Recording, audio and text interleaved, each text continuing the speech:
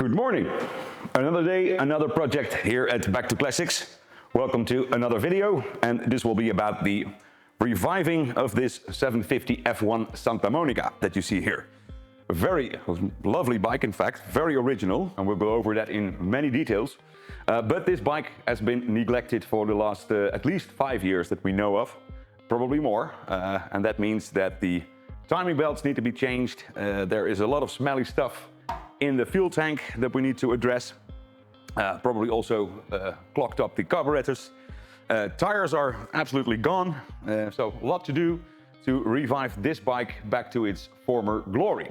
Now, we did a video on the 750 F1 and its special versions that were available, so we'll link that up if you want to know more about the history of the 750 F1 Montjuic, Laguna Seca and this Santa Monica. Be sure to check out that video that we did already. So for this video, let's get the spanners out and make sure that this bike is up and running again in a few days' time. So let's do a quick walk around what we have on the workbench here. All original wheels, but with a tire that is definitely seen better days. Going further, what we notice is that the front master cylinder is not the original one. This is an aftermarket supplied Brembo radial master cylinder, very good one in fact, maybe too good for these original calipers, but we'll have to see what we can do about that. Another thing that I notice is that the screws that hold the fairing are not the correct ones. Should be black, just normal slotted screws and not these type.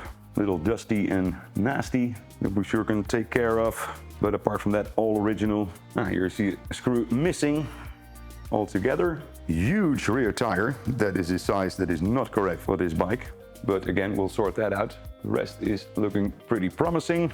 It's got the original 2-in-1 Conti exhaust. Again, this carburetor is looking truly nasty. Another thing that has been changed, the clamp that holds the exhaust header in the cylinder head. That's not the correct way. We'll sort that as well. Again, screws here for the fairing and a broken indicator. Now with these bikes now 40 years old or nearing 40 years, we see this a lot. The plastic that these indicators are made of is just disintegrating and falling to pieces. We'll have to sort that out as well.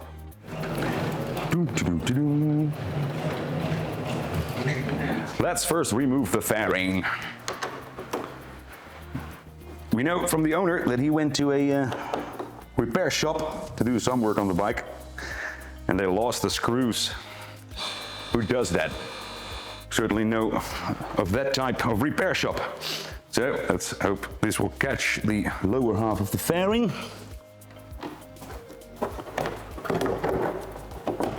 There we go. Right, now the upper part of the fairing, I already see this bike is properly nasty. I'll show you in a minute how that lower fairing completely filled with oil residue and other stuff that's picked up from the street.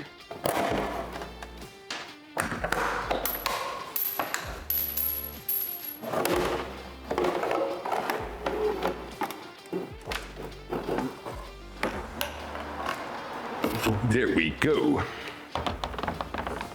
So here we can see how filthy this lower fairing actually is, especially here. So let's clean this up a little bit.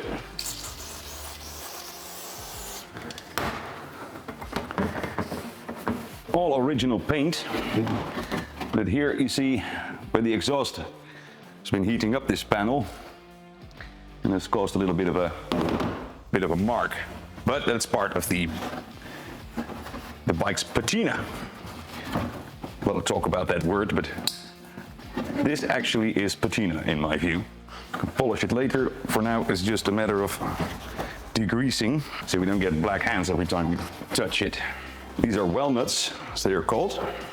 With these well nuts, you can normally use them about 3-4 times perhaps, and then they need replacing, because it's sort of like a reverse plug where they split open when a screw is inserted, and that is how the lower fairing is attached to the upper fairing.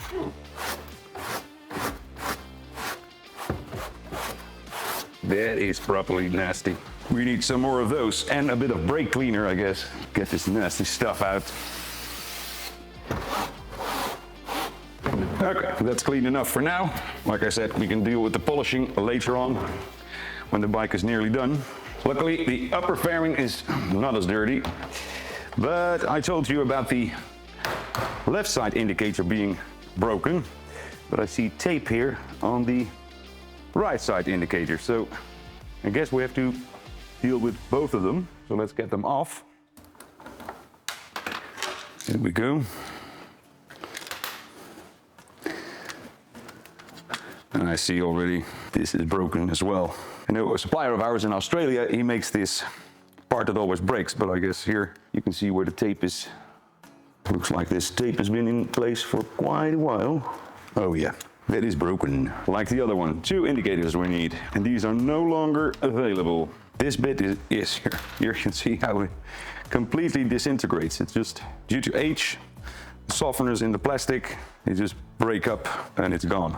And then the rest of the fairing is in good shape, not as dirty as the front was, so let's get this out of the way.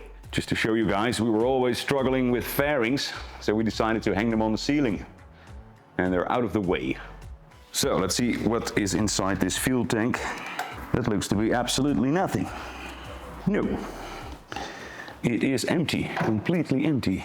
There's a very bad smell coming from the fuel tank, but it is empty.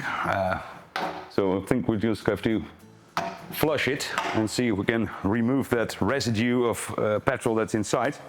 But someone also was in here with the fuel lines.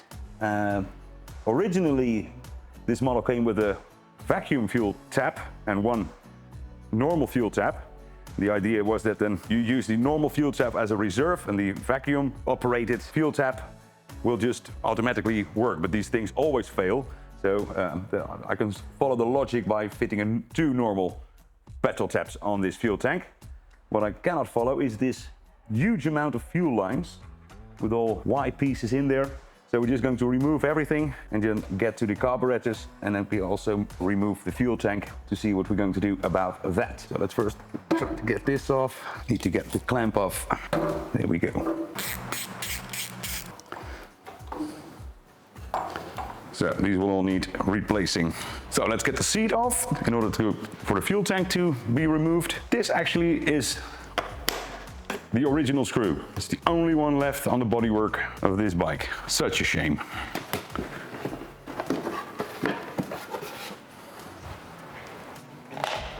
There we go. That's in a nice shape, by the way. That's looking really good. And now we can get to the fuel tank mount. There we go. So the fuel tank is indeed empty, but it'll probably be hard to get on camera. Inside is looking very good. No excess rust in there or something. It is just that there is this residue of old fuel in there. So we're going to have to rinse this with some sort of chemical to get that sorted. But nothing to worry about. Let's continue with the seat unit so we can get to the battery.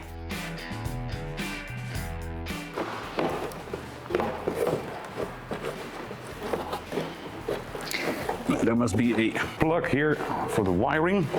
If we can find that, that'll be nice. There it is. Like so. That battery will probably be flat. No, I know for sure that it is. So let's get that out. That'll definitely need replacing.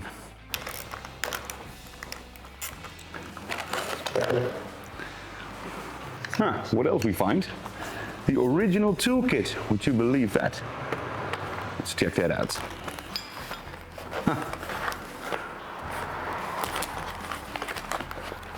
Even better, it's a complete toolkit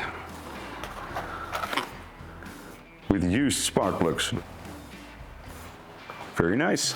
Let's drain the oil and remove the oil filter so that it can drip while we move our attention to the carburetors. So let's get off the drain plug. Oh my God, we need a bigger boat. Yes, success. Here's the cross washer. in the oil. Well, anyway, I'm going to replace that. And now we can remove the filter. Need a special tool for that. Let's hope it comes loose. Yes, it does. Would you believe that? That goes in the bin. Right, we'll let that drain and then we can move on to the carbs. Front carb, let me see, first take that, get the air filter, quote unquote, off, otherwise it will hit the frame. Get it off, he says. Or rock filter, I'd like to call them.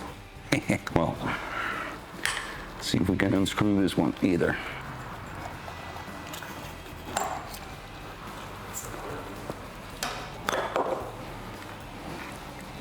There we go.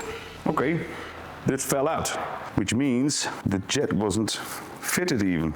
We'll have a closer look on that. Okay, so remove the manifold rubber.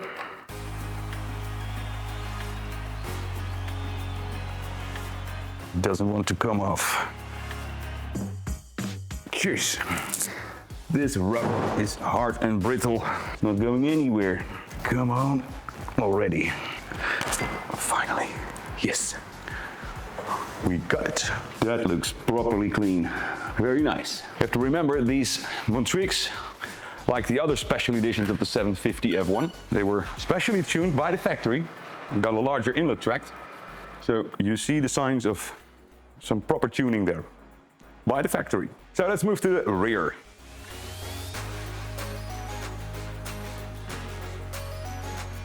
This one too is properly stuck. Could use some new manifold rubbers. So I'd get that clamp out of the way. Yes. So I hope this shows how well these are made. See the markings of the tuning going well inside the cylinder head. Looking beautiful. Let's disassemble the carburetors, starting with the front one. So we can put them in the ultrasonic cleaning bath and see what parts we need to replace. Always remove all the gaskets, O-rings, etc. because these obviously need replacing. And here you see already the residue, probably hard to get on camera, but even here on top, you see this brown, filthy stuff that needs to be sorted. So let's take these apart completely, even all the screws out of the top cover, etc. We don't want any of this filth left inside. To remember, I always say carburetors are like a Swiss watch. There are so many things going on there, and as soon as something is missing or is clogged or all things that can happen, you can have all sorts of consequences that we don't want. So we need to be absolutely sure that the carburetor is in 100% condition before we even start to adjust it or make sure that it is functioning well. So here too is a residue of an old gasket. These are very sticky because the bike has been standing for so long. This fiber washer is already putting up a fight. This is a hateful job. My God. Let's soak it in water for a while. Like I said, this is very sticky, properly nasty. Now let's start by opening up the float bowl. That's not too bad. I was expecting a lot worse. Trying to remove that O-ring. There we go, because that needs a new one. And now we can check if that float needle is doing its job. Just by putting up the manifold. So just blow on it while you move the needle up and down, and you see it actually shutting the inlet of the fuel. So that's functioning well. We don't need to replace the float needle. That's good.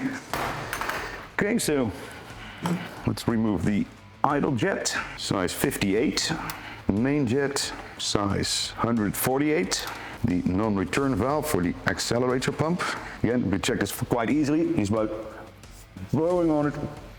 Shouldn't come any air through. And sucking, then it does get through. So that's also functioning well. Then the choke jet, which is a size 60. Then remove the little O-ring here. It goes in the bin.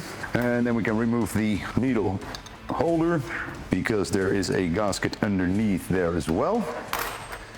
One that will probably not come out easily because they never do. Get my dentist tools out every time the dentist is not watching. There it is. Then the main jet holder. And then the atomizer, or needle tube, whatever you want to call it. There it comes. No, it doesn't come out already. There it is. 265. Okay, so that wasn't too bad. I was expecting far worse looking at the bike. So let's get this filter off. We're obviously going to replace that. And then we can remove the mixture screw and make sure that the spring, there's the spring. Here's some corrosion there. You have to see. Okay, the spring came out, but there's also a washer and an O-ring in there. We need to fiddle out as well.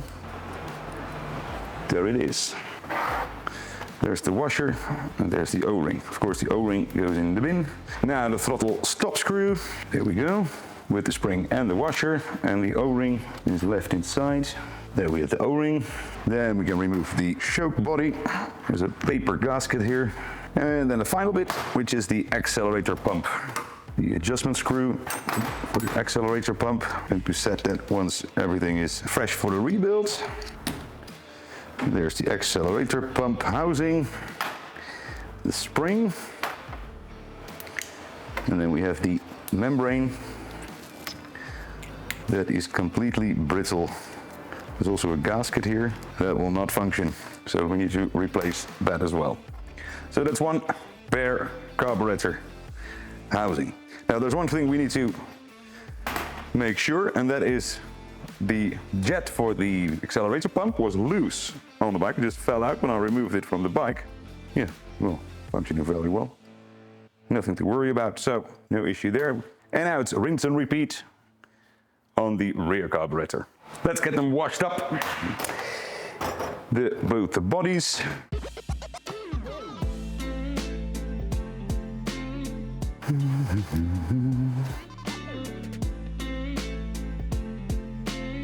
So, two carburetors completely disassembled. And now it's time to get them in the ultrasonic bath, like so. Put the lid on it and let that going for an hour and a half. While the carburetors are slowly cooking, we can move our attention to the exhaust system. And something that I noted is the amount of corrosion here on the headers. Doesn't look very nice, and it will only go one way, of course. So I'm going to discuss with the owner whether we're going to have to recoat this set of headers in order to make that beautiful again, because this is letting the rest of the bike down a little bit. Also, what I've noticed already is these rings to hold the headers inside the heads, which is not correct. So let's remove the exhaust system and then see what we find.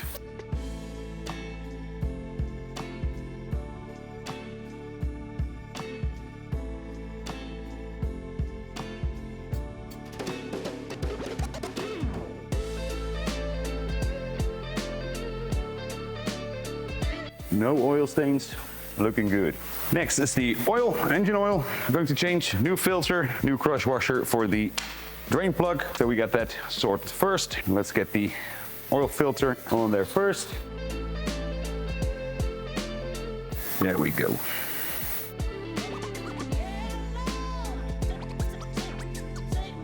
And now we can fill the oil.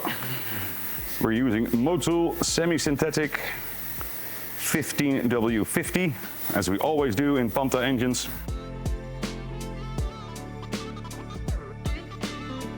So let's leave it at that for now. Next job, since the thing is properly nasty, we're going to attack it with brake cleaner, especially in the area here. And for that I dressed up for the occasion. By the way, shout out to Rob. He saw me wearing one of these shop coats in one of our videos, and he ordered one for himself. So I never thought we would be in the shop coat business, but there you go. Hope you enjoy it, Rob. So let's attack this filthy thing.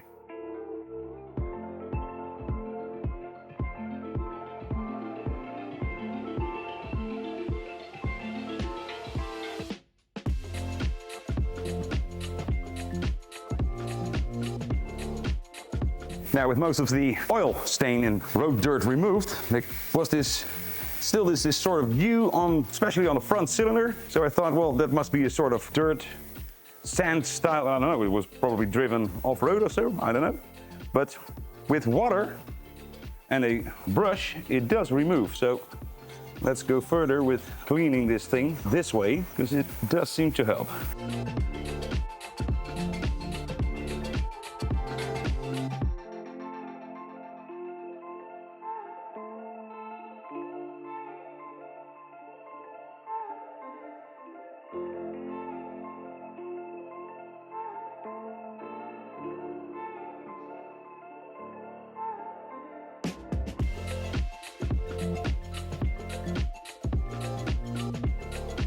Right, now we can at least work on a clean engine. That's nice. So where the chain went round, it's even dirtier than that front cylinder head. So these parts will have to come off and go into the parts cleaner. As I thought, a lot of dirt, but maybe we should fix that. Do you think? Well, that I've never seen before. It wasn't even on there. Well, let's address this mess first. Cannot believe it. People tend to use too much grease on chains. That is not needed, people, especially not with the modern O-ring type. You see what it all adds up to? It is just, it attracts all kinds of dirt. It just builds up. It gets nastier and nastier every time you put a new layer of grease on the chain, and it is not needed. If anything, it makes it even worse, because all the dirt will stick to the grease. So you're lubricating your chain with sand. How does that sound? Okay, let's remove the side stand, the chain slider, and while we're at it, there's footrest and linkage. Yeah, let's get the dirty stuff out of the way first, because then the job gets nicer in the end. I promise you that. Okay, again, much better. So we're over at the parts cleaner. Some nasty stuff in the workshop today.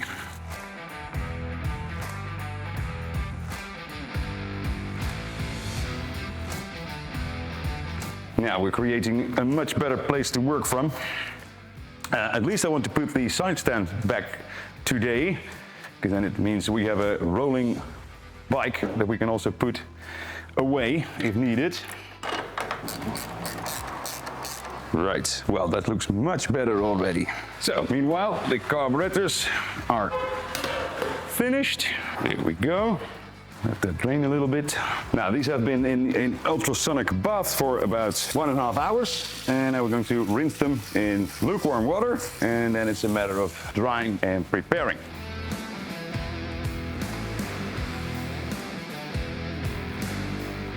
So there you have it, all the carburetor parts now perfectly clean. We're going to have to let this dry, and then we can put it all back together again. So let's continue with the Santamonica. Goal for today is to pick up the phone. That was a completely unnecessary phone call, but what do you know? Where were we? Right, we were going to work on the Santamonica. The goal is to get this bike to a certain point when we have to wait for parts to come in anyway. That exhaust header that you saw, it was absolutely dreadful. That needs to be out for coating. And other parts as well, like the tires, we need to get in. Other things we have probably in stock. But at least we have to get it to a certain point when we can push aside this bike and wait for everything to come in, so we then can make it complete again. And then finalize the project once and for all. So what we need to know absolutely today is the total scope of the project, and for that we're going to check the valve clearance because that might be an extra job that we have to carry out, but we'll have to see that. There is a lot of cleaning still to do on this bike because it's quite dirty in many areas, so that's what we're going to do.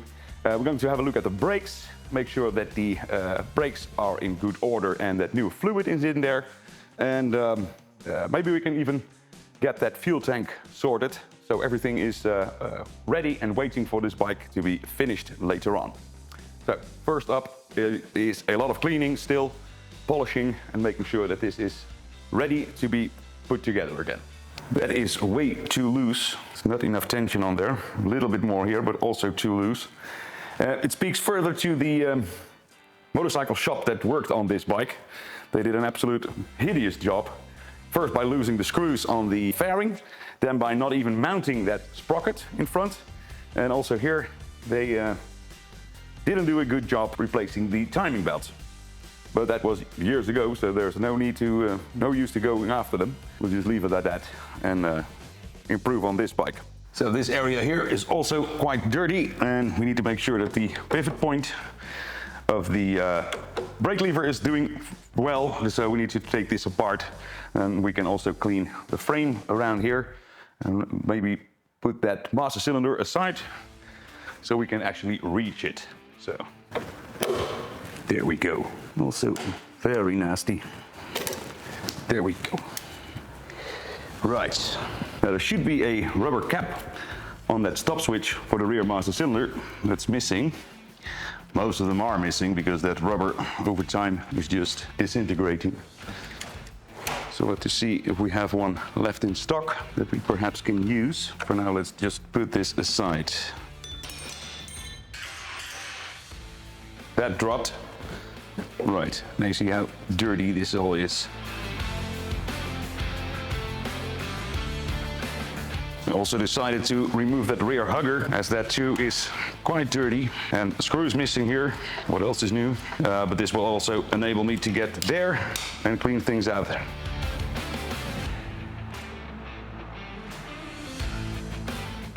You can even reach it with this huge tire in there. Okay, let's see if we can get that tire out of the way. At least we know there's enough slack on the chain. I mean, we can just remove the front sprocket. Easy does it.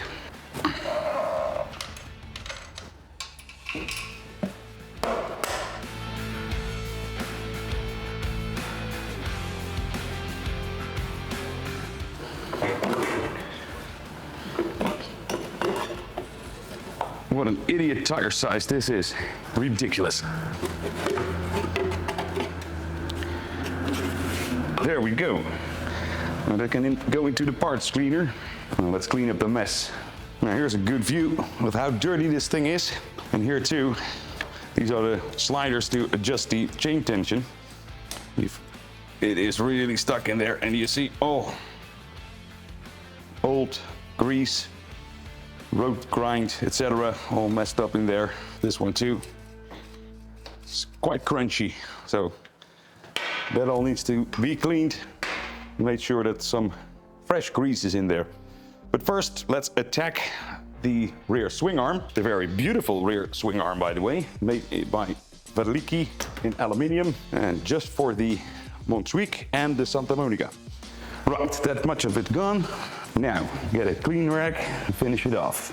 It is, after all, one of the key features of a Santamonica, that rear swing arm in aluminium. Beautifully constructed. So, in order for you to see it, you'd like it at least presentable, right? Well, it's starting to get presentable again.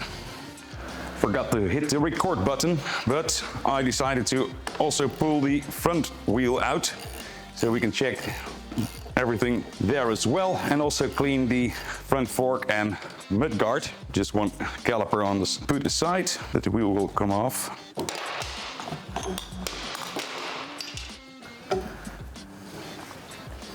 There we go. One flat tire, by the way. So let's take the brake cleaner out again, although this side is not by far as filthy as the rear wheel, of course.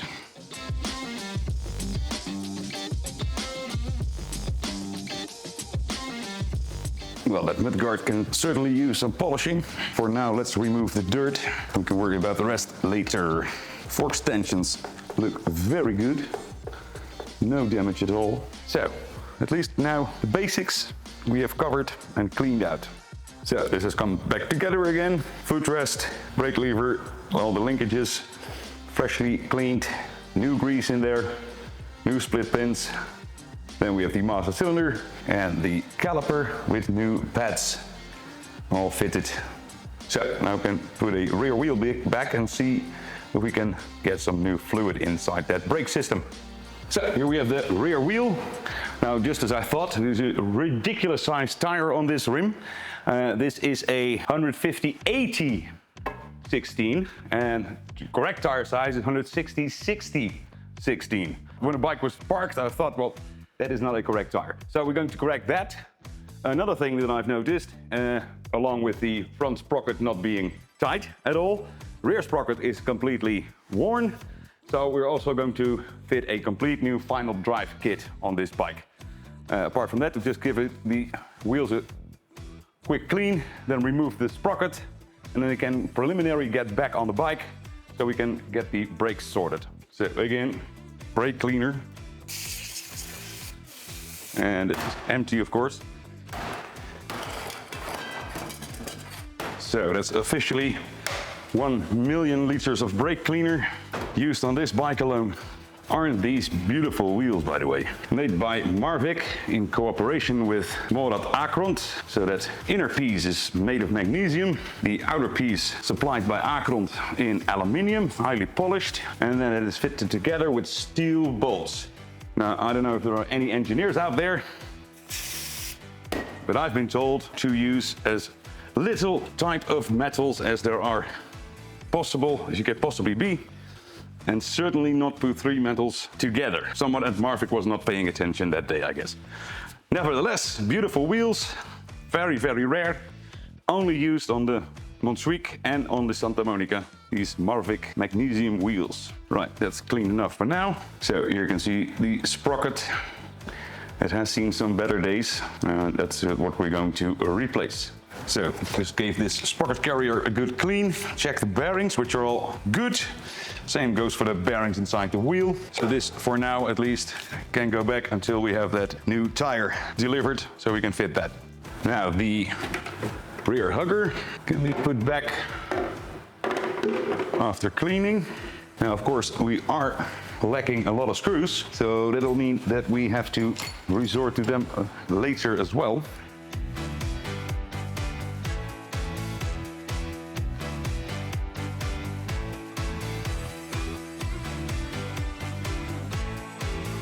And now we can put back the rear wheel. Right, and now we can preliminary fit the rear wheel again.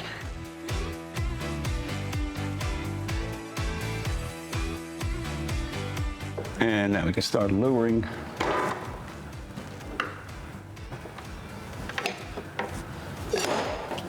Oh no, oh no. Change of plans. It slides over its side stand here. Yes, that's better. Yep, getting there.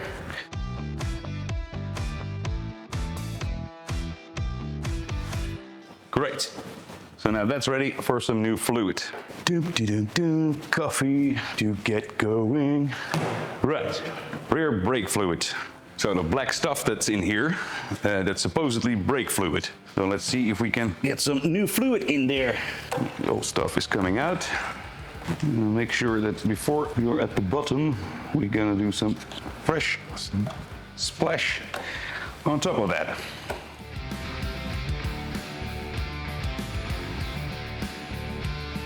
Now we can remove the bleeder. Make sure that screw is tight, not too tight, people. See that all too often. Broken off bleeding nipples. New pads, new fluid. Put the cap back. Here we go.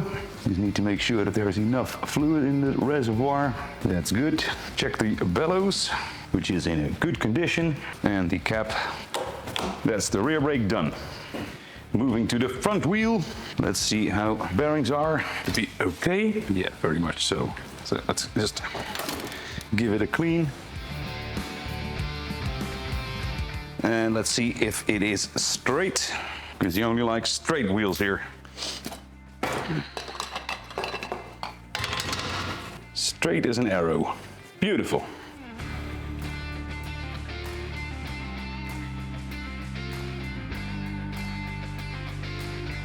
Great, and now we can deal with the brakes. So, new pads, a little bit of copper grease on the pistons. These are 4-piston calipers, beautiful things from Brembo, and the absolute best that was available when Ducati built this bike in 1986, 87. And that tighten a lock nut. And let's see if it will go on the disc. Probably not with these new pads in there. There we go. Now, screws for the caliper. Okay, let's do the other side. So let's put some new fluid in the front brake system. And already discussed is that the front master cylinder is not the correct one. It is from Brembo, but it's a much later radial pump. Very good quality, that must be said, but not original for the Santamonica. In fact, they had quite a crude master cylinder on there.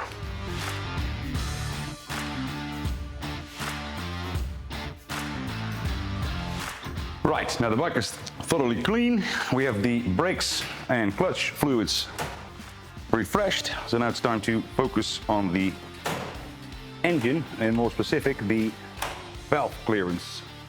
Now there's very hard to check whether that is correct on the bike, but at least it gives us an idea. And that's what we're looking for right now. So let's remove the spark plugs. A little black, but we'll need to replace these as part of the service. That one is better. We'll check on that later. We'll remove this cover in order for a tool to fit. And now we can fit our turning tool. It goes round and round. So now we can remove the valve covers and see what is happening behind there. There we go. Now that allows us to check the clearance on the inlet valve of the front cylinder, and I see we're at a position that it has clearance, so the cam is not pushing that lobe down. So here we see the opening rocker of the front cylinder on the inlet side, and now we can check what the clearance actually is. Now when we reset the valve clearance, we always set it to 0.1 millimeter clearance on the inlet side. So let's first check if that slides in. Very easy. So it's probably more than that. Let's try a 0.15.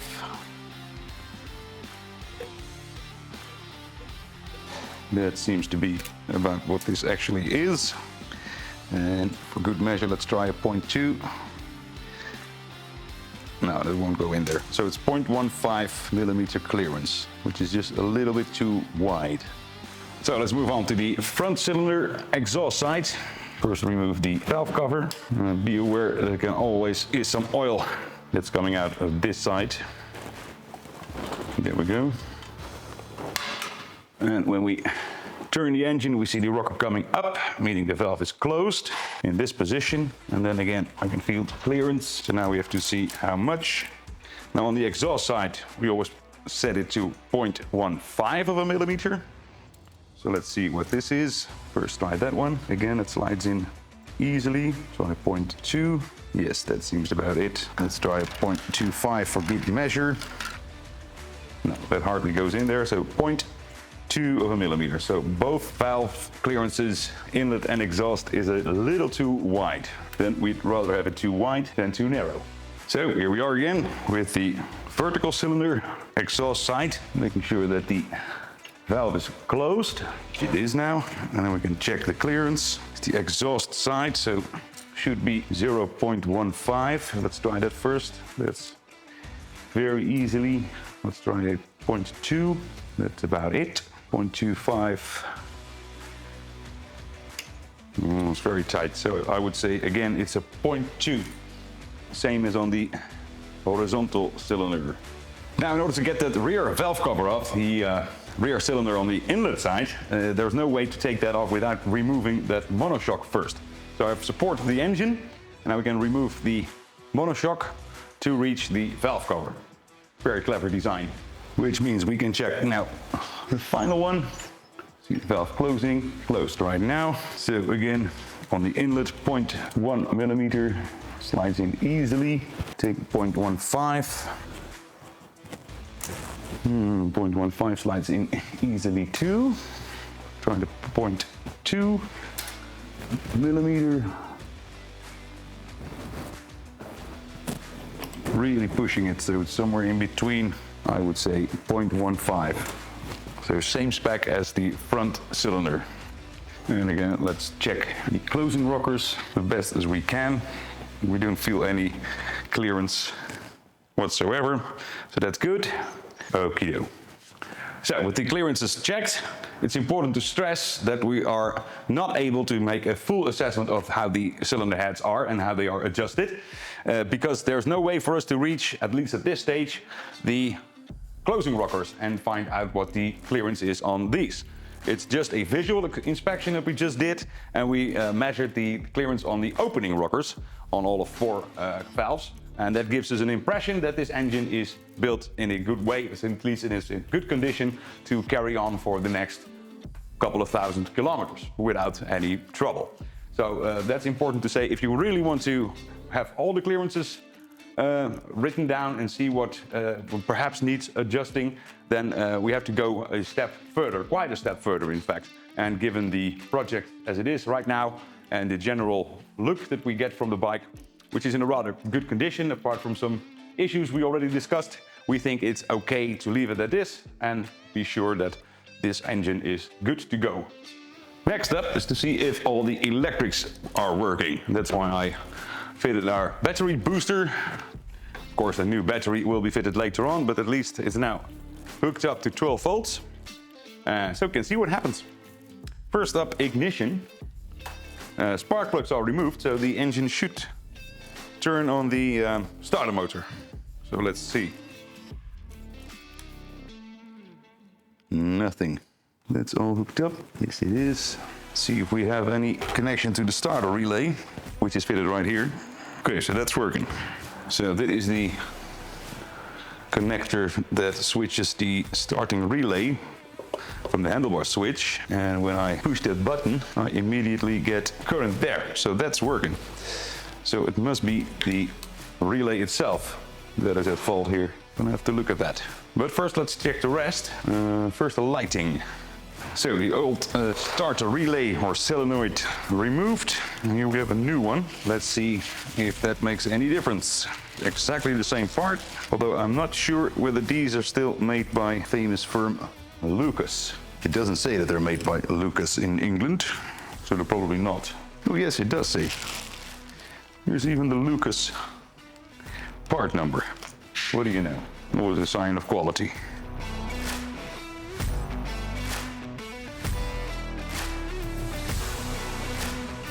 Okay, so let's see when we fit the battery again, if we can get a spark out of there. No, we don't.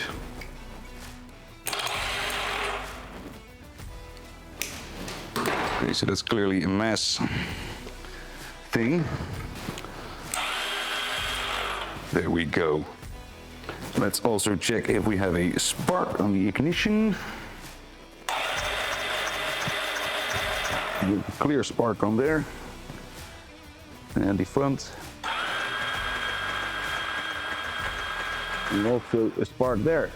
That means that we can fit a fresh set of spark plugs. Always a little bit of copper grease on the spark plug. There we go. Right. Ignition switch is on.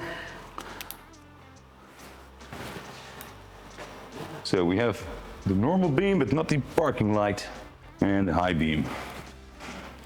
And how about the... Yep, the dashboard lights are functioning well. So it might be just a bulb we need to replace. Rear lighting is taken from off the bike, of course, because that's on the seat unit. But it is this plug here. I believe the yellow is for normal lights. So switch the light. Yeah, there we get it. There we get a current. So that's good. Then the brake lights. Was this one? Yeah. That's front and rear. Rear we have two. So brake lights are working. Indicators are switched here as well. Yes. Okay. So don't have to worry about that. Then the instrument cluster. Okay. The headlight. So we left off, went to the car parts store, got me some light bulbs. So now we can get this back together again, like so.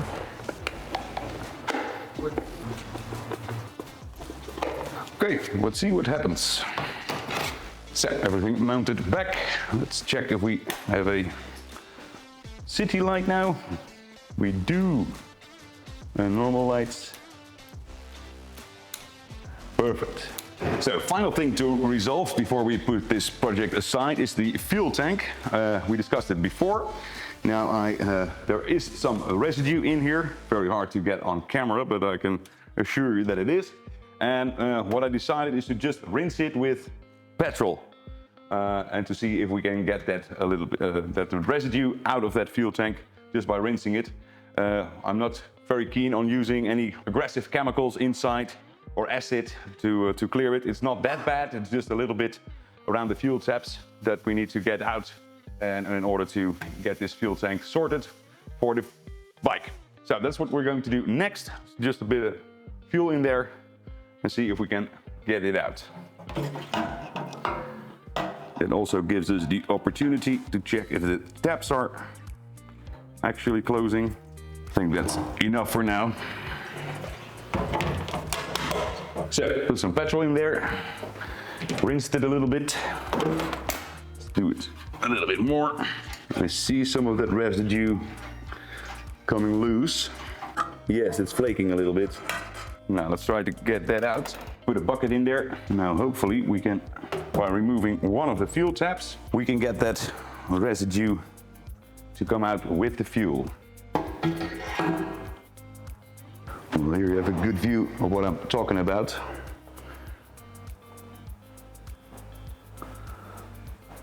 All this kind of dirt that's built up inside the fuel tank.